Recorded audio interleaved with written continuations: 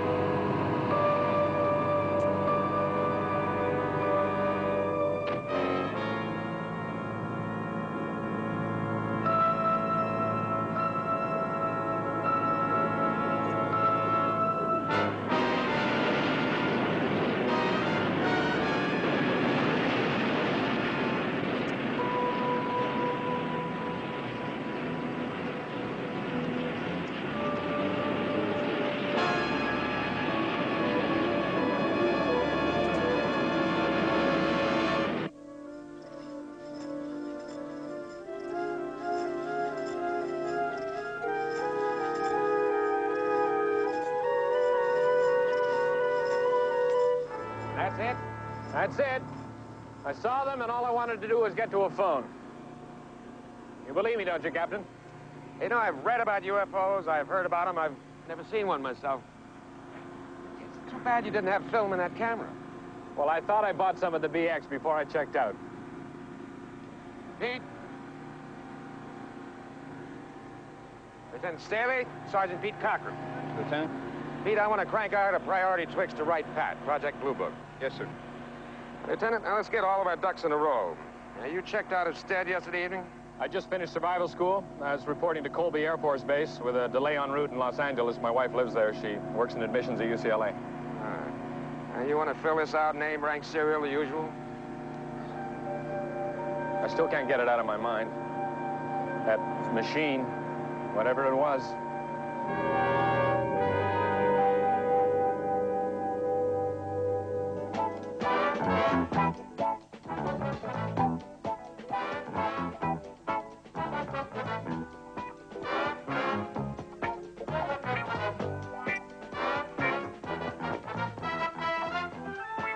It's 1, 2, 3. 1, 2, 3. Make a move. Sergeant, you're not relaxed. I'm not. Now pay attention. You count 1, 2, 3. Over and out. Heaven will have to wait, Sergeant. Story of my life, Major. Wendy, this is Major Gatlin. He's my, I work for Harry, Wendy, and we have an emergency on our hands. Oh, Harry, you were just getting on to it. We're hitching a ride to Colby Air Force Base. Leaves right pat in 40 minutes. You've got such natural ability. I've never danced with anyone like you. Right, nice of you, ma'am. Thank you. How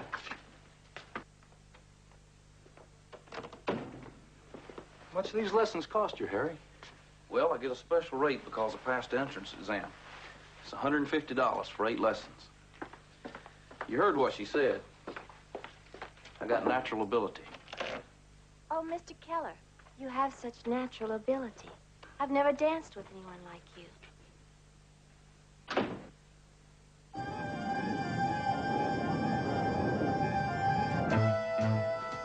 Does Lieutenant Staley's 201 tell us anything? Went to Stanford, ROTC program, communications major. Graduated with honors, called to active duty upon graduation. Regular commission? No, reserve. Goes off active duty in July. Jet qualified.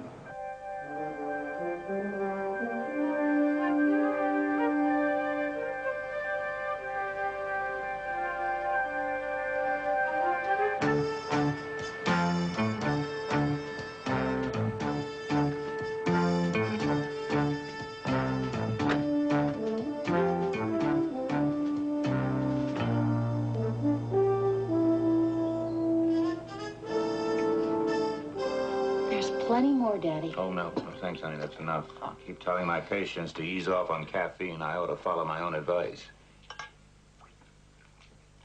You know, when I was in the Air Corps, 0930 hours meant just that. Well, I hope they get here. I'd like to get this thing cleared up. Project Blue Book. Any bets?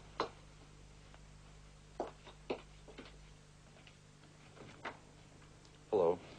I'm Major Gatlin. This is Sergeant Fitz, Foreign Technology Division, Project Blue Book. We have an appointment with Lieutenant Paul Staley. I'm Mrs. Cynthia Staley. Won't you come in? Thank you. Morning, Major. Good morning. Sergeant. Lieutenant? Gentlemen, I'd like you to meet my father-in-law, Dr. O'Neill. How are you, sir? Major Gatlin, How are you, sir? Sergeant Fitz. So this is going to be a real debriefing, huh? Lieutenant Staley's experience yesterday seemed to warrant it, sir. I was a flight surgeon, 5th Air Force, Korea, 1951. That's so. Where the debrief became sophisticated, Sergeant. Goodbye, Daddy. Good to see you. Don't get started on the Wild Blue Yonder now. Bye, honey. I'll see you out. Why don't you call me at UCLA when you're finished? Gentlemen, have a seat. I trust there are no objections while I sit with my son-in-law while you explore this situation. Well, actually, sir, there are some advantages to privacy in these matters. I anticipated you might say that, Major, so I phoned my old friend, Lieutenant General Thompson in San Francisco. And Tommy has suggested, informally, of course, that I be present, professionally. As a colonel in the reserve, you see, I've kept up with the literature of flight medicine, the psychological aspects of UFO reports, been a consultant. If you want to verify this communication. Well, I don't think we need any verification on it, sir, and I certainly have no objections as long as the lieutenant doesn't. I didn't realize you'd contacted General Thompson about this, Colonel. I didn't want to bother you, Paul. Lieutenant, shall we get started? Right away. Lieutenant Staley, who have you talked to about this episode outside of Captain Selvage at the weather station? Only my wife. I drove straight through as soon as I'd reported to Captain Selvage.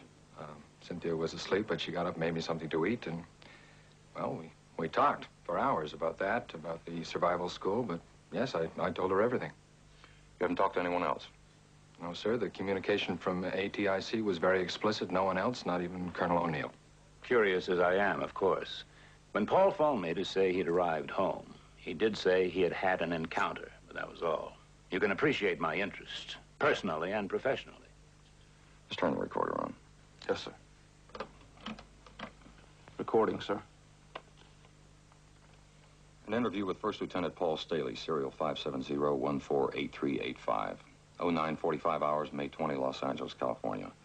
Regarding sighting of possible UFOs the morning of May 19, reference ATIC 5993.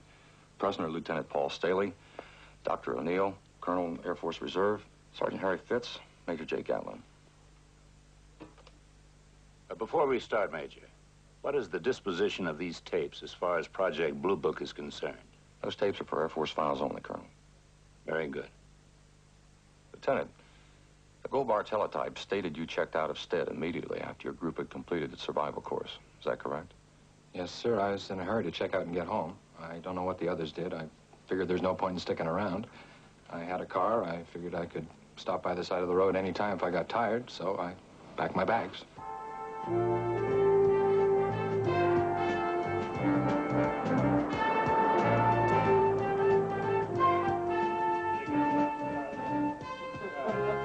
Hey, come on, Paul. What's in a hurry? Stick around. We're working up to a party here. Looks like you started already. You know, 48 days with you people in the middle of nowhere is ample. I got my traveling orders as of now, and this kid is traveling. And my flight bag?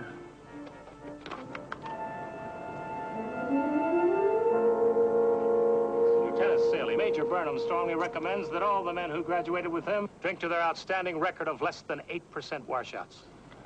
Sir, Lieutenant Staley kindly thanks the Major for his recommendation. Salute. Salute.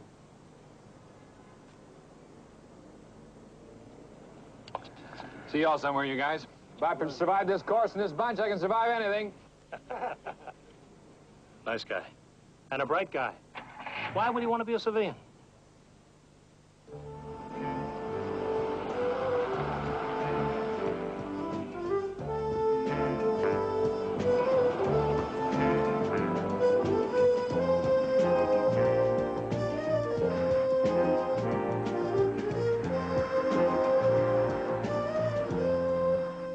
I knew it'd be easier driving at night in the desert, so I kept on going.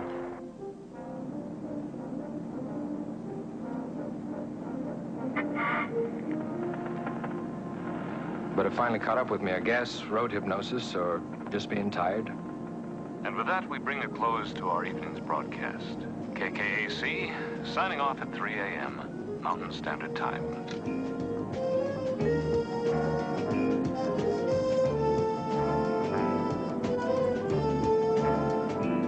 So I got smart, pulled off the side of the highway to sleep for a while.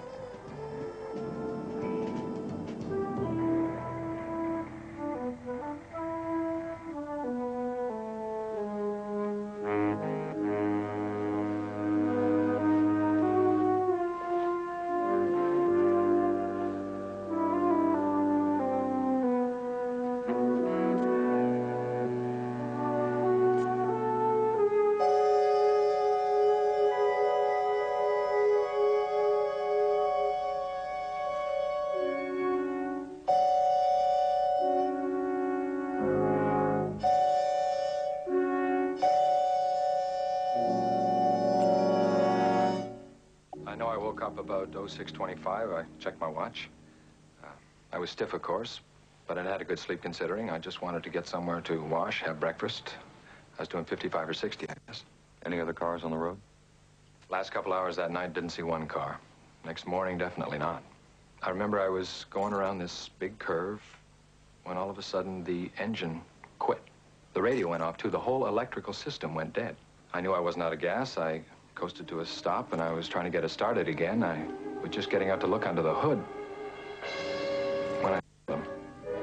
It's funny, the first thing I said, Paul, you idiot, you're dreaming. You're not awake yet.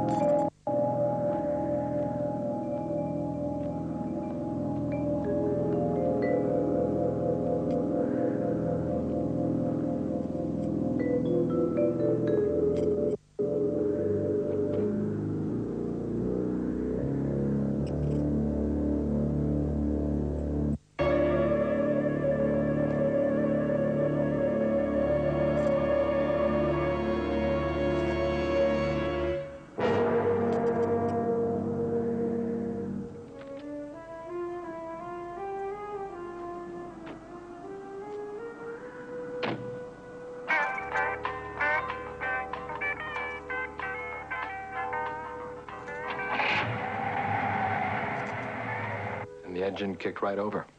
It was weird. I don't understand it. Well, you gentlemen know the rest. There's nothing more I can tell you. We'd like you to try and draw or sketch the machines you saw, if you would, sir. Gentlemen, I'm doing surgery in an hour. Major, I appreciate your allowing me to sit in. I assure you I'll keep it completely confidential. Paul, would you walk me to my car? All right, Major? Certainly, sir. Sergeant? Sir, there's coffee in the kitchen. Help yourselves. Thank you very much. Real nice apartment. Sure is. How do you want yours? Black, thanks. Interesting. Mage, take a look at this.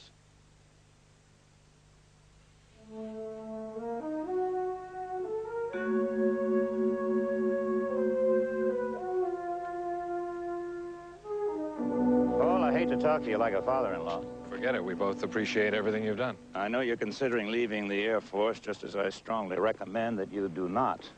Let's face it, this town is full of unemployed communications majors who graduated with honors. But listen, this is a real opportunity. I suspect your report will be buried just as these UFO investigations usually are. And I'm not ready to present my opinion on your experience, at least not yet. But you're going to be the center of Air Force attention for the next few weeks. First Lieutenant Paul Staley will be a name everybody will know. Capitalize on it. Cooperate. Colonel, what happened to me really happened. And I'm going to tell it like it is.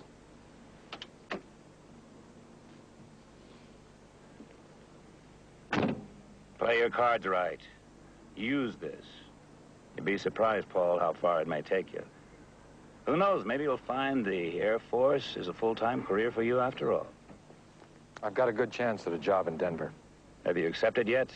No, sir. Don't. I have to let them know pretty soon. Maybe you owe Cynthia a little more security than a civilian job could give her. Did you ever think about that, Paul? I know what you mean. Neither of us want Cynthia to be working, and she won't have to.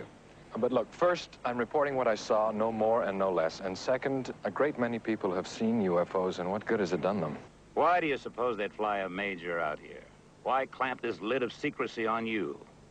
Paul, I've been following UFOs since it was called the Air Corps, and pilots call those funny things out in space foo fighters. But you're something special, a qualified Air Force pilot who claims to have established contact with UFOs on the ground.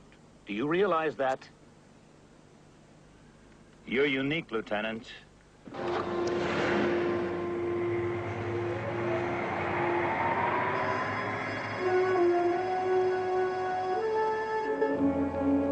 I'm transmitting all the sketches Lieutenant Staley drew for us right now. And the interview tape's being transcribed, and it'll be at Wright-Patterson in the morning. All right, sir, we'll carry through on our end, but why? Oh, I see. No, I haven't, but I'll be talking to his wife later today. All right, sir. Goodbye, sir. That was right, Pat. Base commander out at Colby's convening a hearing board next week. Why? Lieutenant Paul Staley requested it.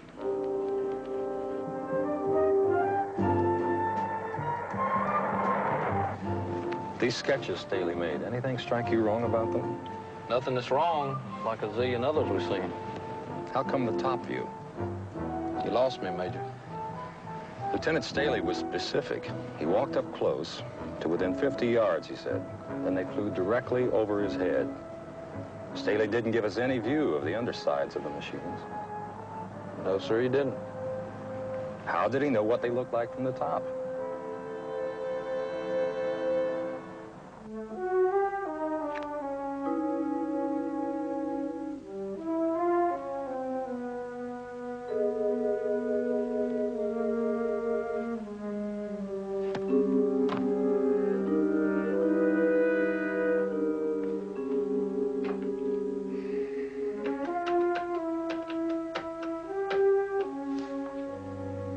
Cynthia Staley, please. Graduate admissions. Yes, I'll wait.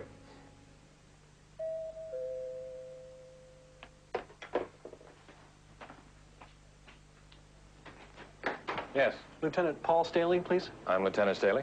Personal and urgent, sir. You sign here, please.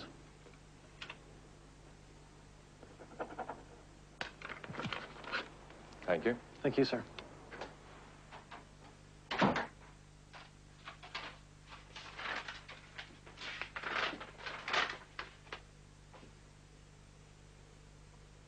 Good.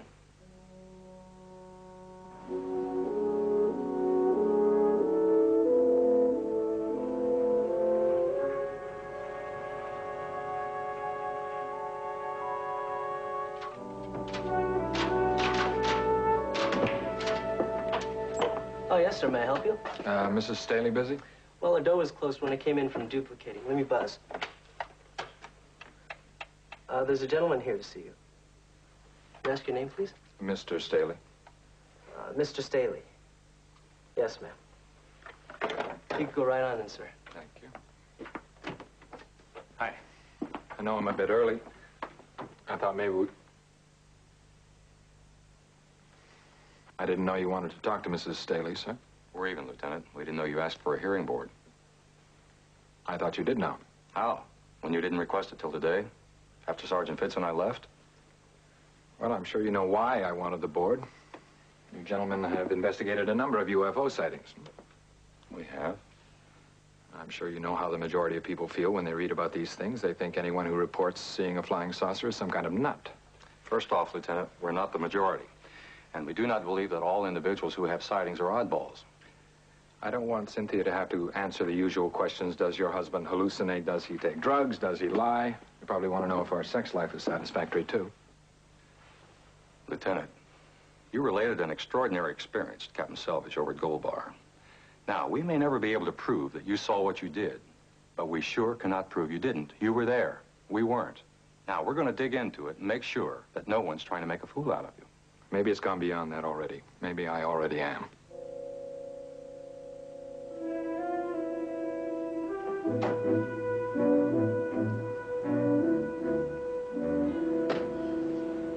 We're early. We'll have to wait at the bar for our table. I could use something tall and cool. We'll be there in time. That hearing board you talked about in my office this afternoon? Mm-hmm. What's that all about? I want the Air Force to understand that I really saw those machines. And the hearing board makes it official? Only that I'll be on the record more officially than I am now. This thing has really gotten to you, hasn't it? You didn't see what I saw, Cynthia. I doubt if anyone will ever really believe me, but I'm sure as hell gonna try. Well, what if they don't? You don't believe me, do you? Is it important to you that I believe you? It's always the way with us, isn't it, Cynthia? If your father says it, it's fine with you. But if I have a problem, as long as the two of you work it out to your satisfaction, everything is okay. Why do we always have to go through this, Paul? Why? I mean, it's no secret that you've always resented Daddy. That's not true. I have a great deal of respect for him. I just wish he would let us lead our own lives. I think he does. I don't. Okay, what's next? You pack up and move to a hotel again like you did 3 months ago? No, not this time, Cynthia. Look, let's not talk about it anymore, okay? Let's just be grateful that we've got some extra time to spend together tonight, okay?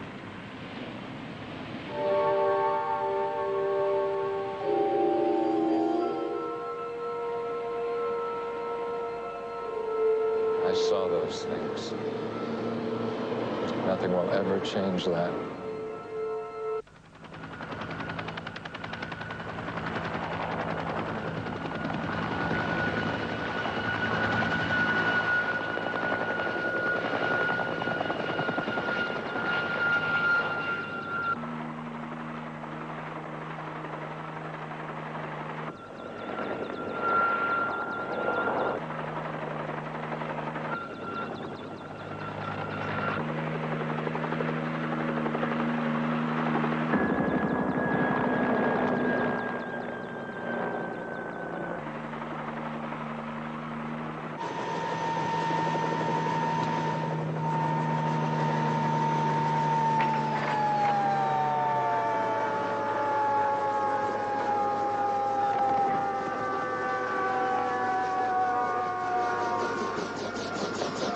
Pretty sure this is it? It's very close, yeah. The way the road curves over there and the hills they flew over. I think it may be a few yards further down there, Major. All right.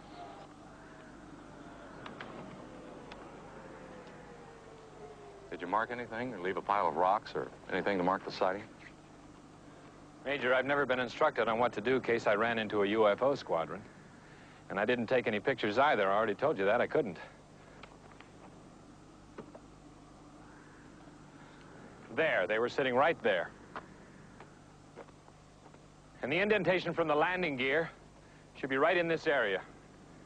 There were 3 to each, equilateral triangles, total of 12. There's the highway. Here's where you originally marked the landing site. You couldn't be off more than a couple hundred yards, right? More or less. All right, we'll correct that in red. Lieutenant, it took off from over here, then what? Well, they hovered above the ground a few feet. I was right over there. And then they lifted off to about 25 feet and went in formation right over those hills. Right into the sun, which would be 0630 or 0700. That's correct. What was the undercarriage configuration, sir, since it flew over you? Well, the glare was so bright I couldn't make out any detail. Well, how did you know what the upper surface looked like, the top section? I'm not too good at making sketches. I didn't know. I tried to give you a general impression, size and shape. Sir, I didn't see any traces of landing gear marks. They were there. I saw them when the machines were hovering and again when they lifted off. This is sandy country. It's possible when they took off, their propulsion systems might have covered the landing tracks over. No, Sergeant, they were there. I know those things kicked up a lot of sand, but I saw the marks after they took off. Wind, maybe. Sir? Well, it is sand. Desert winds aren't uncommon. Maybe the marks were drifted over, filled in. Well, that must be it. It's got to be. It's the only possible explanation, isn't it?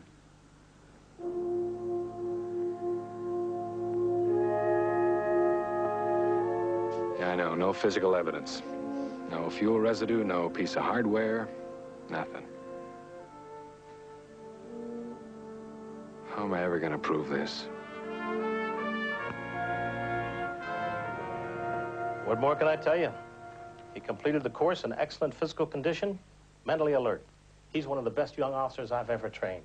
His 201 proves that, doesn't it, Major? Particularly the way I graded him, top 10%. Yes, sir, we noticed that. Would you consider him capable of falsifying an official report? Oh, not on your life. No way. Was he a practical joker? Not for 7 weeks. Not taking this course. Have you been through yet, Major? I come up in November. What I was getting at is, could you accept the proposition that this sighting of his might be a hoax? Well, I don't happen to believe in UFOs myself. But if Paul Staley said he saw some, I believe him. Just one more question, sir. And this one's personal. Is this survival course really as tough as we hear, sir? Even in the latrines, Sergeant.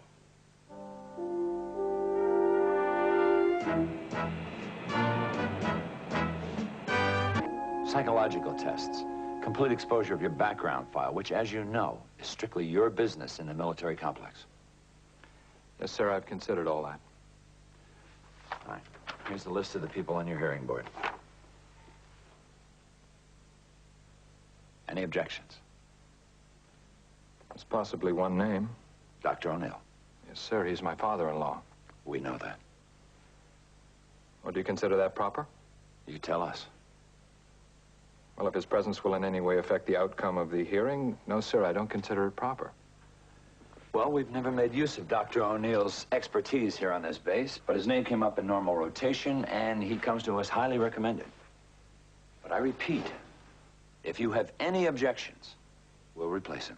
No, sir. If you have none, then I have none. Any other names on the list? No, sir, I don't know anybody else. Fine. The hearing will be convened at 1400 hours on the 27th. Yes, sir. You talk to him, and I'll handle everything else. I don't like to promise anything, but I suspect that Paul could make captain very soon. Maybe even be stationed somewhere around here. You'd like that, wouldn't you, honey? Of course I would. But do you think Paul would? Well, if he wouldn't, he's simply not using his head. Although there have been moments recently when I've had my doubts. This UFO business, seeing these things or thinking he saw them, has become an obsession with him. I'm really concerned, Daddy. Cynthia, your mother never knew how to appreciate the good things that we finally acquired. But you do. I want so much for you. You're entitled. You deserve the best. And that very definitely includes a sensible husband with the means to give you lifetime security. Paul could accomplish all that with a well-planned military career. I love you, Daddy. You're so good to me. I love you, honey. And I'm thankful you're not trying to talk him out of the service. No. I think he's doing a pretty good job of that himself. You let me handle it. Handle what, me again? I thought we had that out the other night. Adequately enough, I guess. What's new, Paul? I thought you might tell me. I don't know that I understand that. The hearing board. Oh, that. Yes, that. Well, I meant to tell you when the notification came and just slipped my mind. Well, I didn't mean to push it. I'm sure you both know how important the hearing is to me. To all of us, Paul. I wouldn't want to trace it anything that smacked of dishonesty. Paul, you know Daddy better than that. I'm sorry. Well, anyway, I have some good news. I talked to Denver today, and I have that job at KKAC as a news reporter if I can be there by August the 1st, and I can. It's just about the time when you have to extend your tour of active duty, isn't it? It was, but I already told them thanks, but no thanks. I've done my 7 years. I want to be a civilian. You're making a mistake. Well, I don't think so. If Cynthia will have me, I'd like to spend more of my life with her. Well, I can't say I blame you for that. Well, I'm glad we're all agreed then. Why not? It's your life.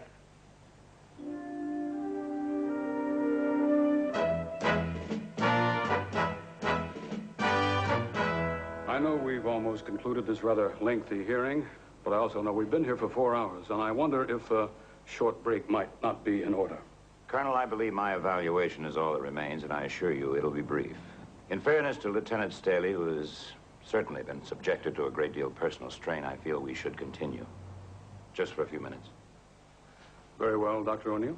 The psychological profile developed by Major Evelyn Lake unquestionably presents the lieutenant as an intelligent, reasonable officer. His record is exemplary. He's just completed one of the Air Force's most difficult courses with its known physical and mental demands. I refer to the survival course. In many ways, then, Lieutenant Staley is not the typical individual who is reported sighting UFOs, just as his encounter on the ground at close range is far from typical. In fact, it is most certainly unique in the many thousands of cases that have been investigated. Let's begin with that survival school course and his completing it on 18 May last. He had to be plagued with complete physical and mental exhaustion, as everyone who completes the course is. Nevertheless, Lieutenant Staley decided to drive straight through, almost 600 miles. Strange decision, at best, in view of his fatigued condition. Perhaps that is precisely what caused his temporary loss of memory. Example, in his interview with Major Gatman, Lieutenant Staley declared he'd had no drinks, no intoxicants, no alcohol. Although Major Burnham reported from the base, you'll find this on teletype of 22 May last, that everybody was having a couple of drinks. And Burnham actually gave at least one to Lieutenant Staley personally. If the lieutenant forgot one drink, perhaps he forgot two. Or even three. So, completely exhausted, Lieutenant Staley does not drive a couple of hours and sleep in a motel. No, he continues driving until he suddenly finds himself running off the highway. A confused mental state, to say the least. Then the pulling out onto the road at dawn, the complete, fantastic loss of power of his automobile. As he put it, obviously caused by some strange electromagnetic force in the vicinity. And then, there they are, the flying saucers. This officer, trained for 3 years to recognize dials, gauges, structural configurations with better than 20/20 vision. And all he can recall are a group of strange machines, 4 of them octagonal in configuration. Oh, he did recall in some detail what the top of those space machines looked like. It's his drawing number 7 in AF-112, although he admits he never saw the top. I think it interesting that his descriptions are identical to the cliché descriptions in all of the patterned flying saucer reports. Lieutenant Staley's account is clearly fraught with inconsistencies. That he bought film, but forgot it. trained observer, he made no effort to definitely record his location. Lieutenant Staley will be eligible for discharge on 14 July this year. His academic training and education, generously supplied by the United States Air Force, complete with a degree in modern communications, were all directed towards a television career and on-camera performing. He has stated that on completion of his reserve tour in the Air Force, he will associate himself with a television station or network. And if he has kept his thumb on TV's pulse, and a clever, ambitious man certainly would, he knows the great public interest in flying saucers and UFOs. The lieutenant's library boasts in excess of a dozen books about flying saucers, almost all of them describing translucent domes, bright metal skins emitting lights, all without specifics. I submit to this hearing board that Lieutenant Paul Staley's own credibility is far less than most of these quick-buck, supercilious authors of the bilge he has cluttered his mind with. The lieutenant is a totally unreliable witness. His so-called sighting is high fiction. And why? Because of the lucrative opportunities and the sensational interest in his appearing as a TV commentator, as an eyewitness who has seen UFOs up close. He is aware that there is no better way to enter his chosen civilian profession than with a dramatic announcement that he is the only unimpeachable person, a qualified observer, an ex-Air Force pilot to have seen and actually made contact with flying saucers. There may be other motives as well for this fanciful report.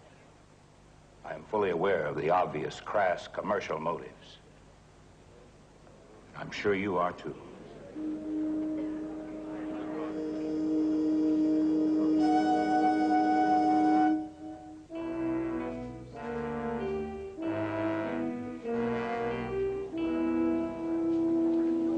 Where you been, sir?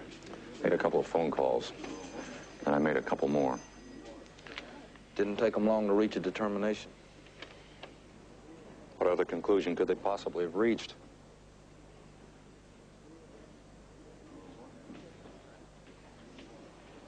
A little going away present from your father?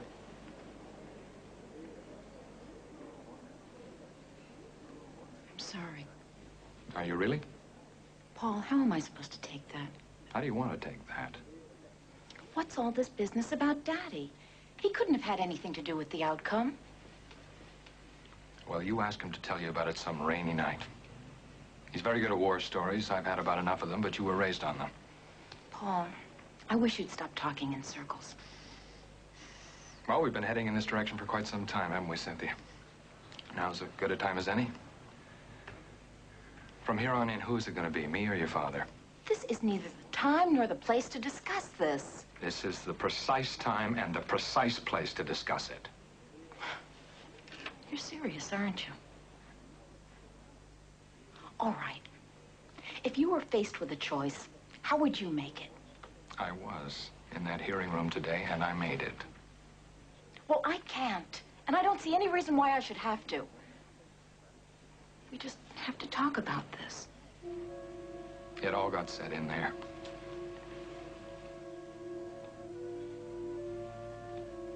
Goodbye, Cynthia.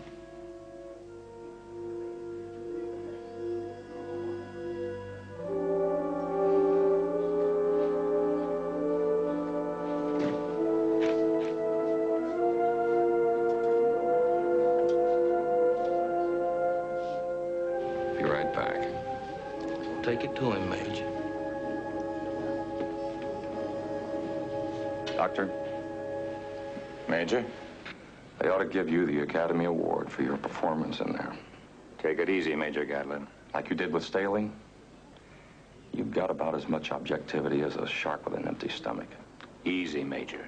I've been involved in this project for a number of years, and I've never witnessed a more thorough job of character assassination. Now, maybe you don't think it's important to people who have these sightings, but we do. Some of them tell us they've seen what they believe are unidentified flying objects. That's what put us in business, to try to identify. You know the ground rules of Blue Book as well as I do. Now, I don't know what your reasons were for that travesty in there, but I do know that you've slapped a label on one young man he's going to wear the rest of his life. 6 Air Force officers of high rank made this determination, Major, and it stands. We believe Lieutenant Staley tried to perpetuate a hoax, a pure hoax. And you're right, I know my Blue Book history. Enough to know you've dealt with a good number of these. Only when they were thoroughly proven to be such, and this one is not. I'll tell you, O'Neill, we're going to dig into this, and we'll pull up an answer, too, as to what motivated you today. And in the meantime, the Air Force won't be needing your services anymore in this field. You're making command decisions now, are you? No, sir. Headquarters Air Force. Very well, Major, but I called it as I saw it. Now, what would you have done if you were me? Can I wait a while before I'm you?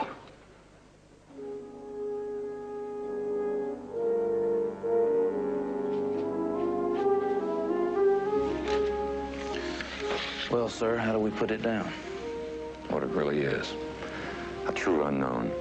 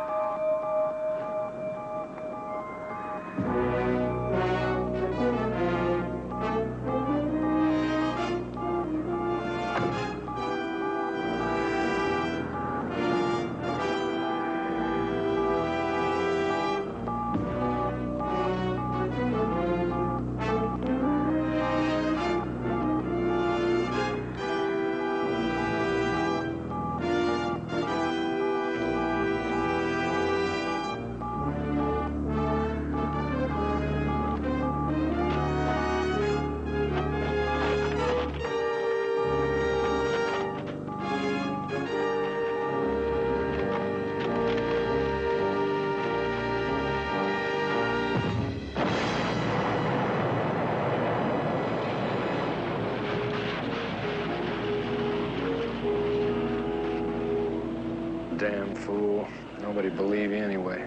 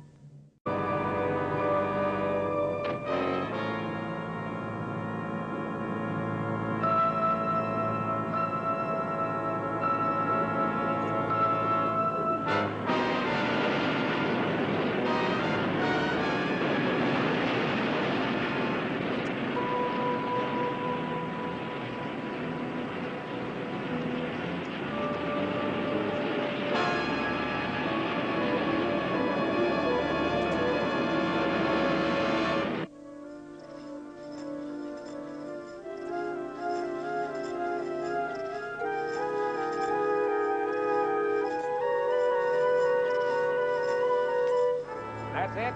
That's it. I saw them, and all I wanted to do was get to a phone. You believe me, don't you, Captain? You know, I've read about UFOs, I've heard about them, I've never seen one myself. It's too bad you didn't have film in that camera. Well, I thought I bought some of the BX before I checked out. Pete?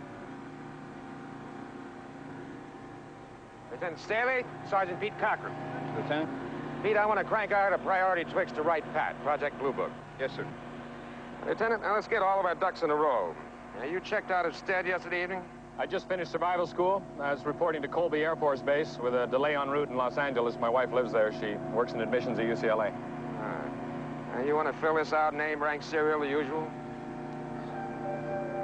I still can't get it out of my mind. That machine, whatever it was.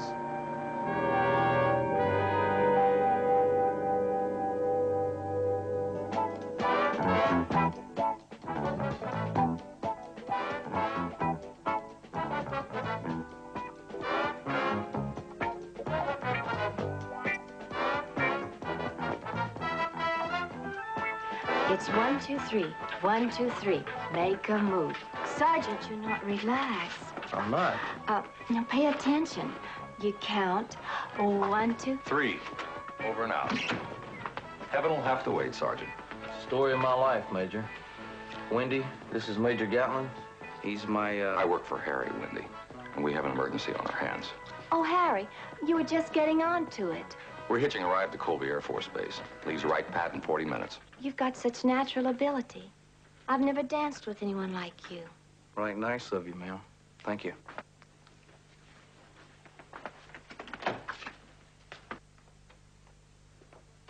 How much do these lessons cost you, Harry? Well, I get a special rate because I passed the entrance exam. It's $150 for 8 lessons. You heard what she said. I got natural ability. Oh, Mr. Keller, you have such natural ability. I've never danced with anyone like you.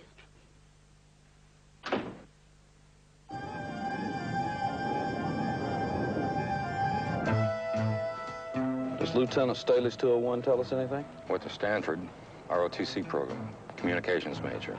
Graduated with honors, called to active duty upon graduation. Regular commission? No, reserve. Goes off active duty in July. Jet qualified.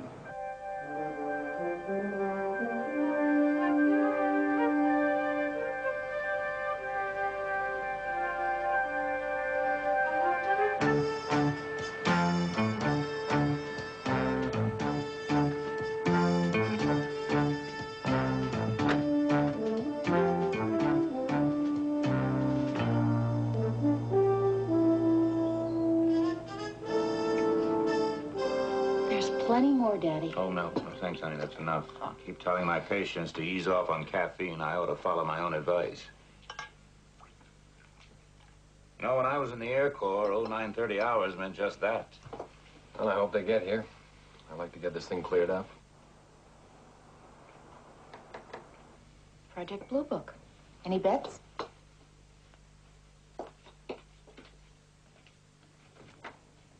Hello. I'm Major Gatlin. This is Sergeant Fitz, Foreign Technology Division, Project Blue Book.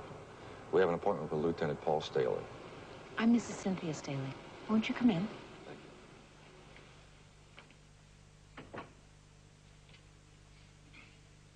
Morning, Major. Good morning. Sergeant. Lieutenant. Gentlemen, I'd like you to meet my father-in-law, Dr. O'Neill. How are you, sir? Major Gatlin. How are you, sir? Sergeant Fitz. So this is going to be a real debriefing, huh? Lieutenant Staley's experience.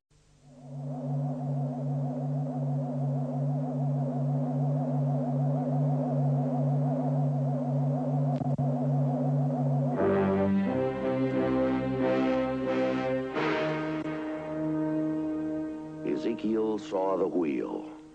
This is the wheel he said he saw. These are unidentified flying objects that people say they are seeing now. Are they proof that we are being visited by civilizations from other stars? Or just what are they?